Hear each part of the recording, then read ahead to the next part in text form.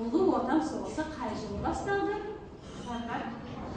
Ұлы Отан соғысы 1941 жылы 22 маусымда басталды. Жақсы. Ұлы Отан соғысы қай жылы аяқталды? Иә. 1945 жылы аяқталды 9 мамырда. Иә. Азат берген әкелері аталардың бұл жеңісті алып келген. Жандарды ән жұртты келе берсін бақыттарына. Жеңіс күні құтты болсын батырлардың ұрпақтары. Ең бірінші соғыс кезіндегі жаңағы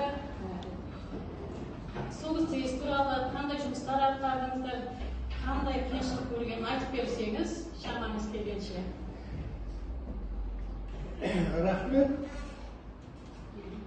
Аладар сендер бақыттысыңдар ғой. Енді соғысты білесіңдер, иә? Киноға көріп жүрсіңдер, иә? Совет одағында жаңағы дүниежүзілік екінші соғыс деп аталады.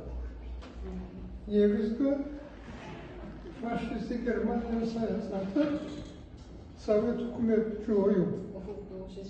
Дүние жүзінде бірінші социалистік мемлекет орнатқан мемлекет болғандықтан қайткен күнде де осы басқа мемлекеттерге еліктеп үкіметке қарсы шығып саясаттарды дұрыс емес екендігін айтып қорқып тұтқындарды алған, түрмеге жапқан патриоттарды соған қарамастан қазіргі халық бір ауыздай болып қарсы шығып әуелі алған оңдай көр, оң жолынан бастай көр, жас ұрпаққа ұзатып көреді. Мықты денсаулық, еген тілектеріне жеткіз, ойлаған ойларына жеткіз, алдына қойған мақсаттарына жеткіз, бастарына амандық бер, дендеріне саулық бер, еңбектеріне жеміс берсін, ұзақ ғұмыр болсын, тілеген тілектерінің бәрі орындалсын.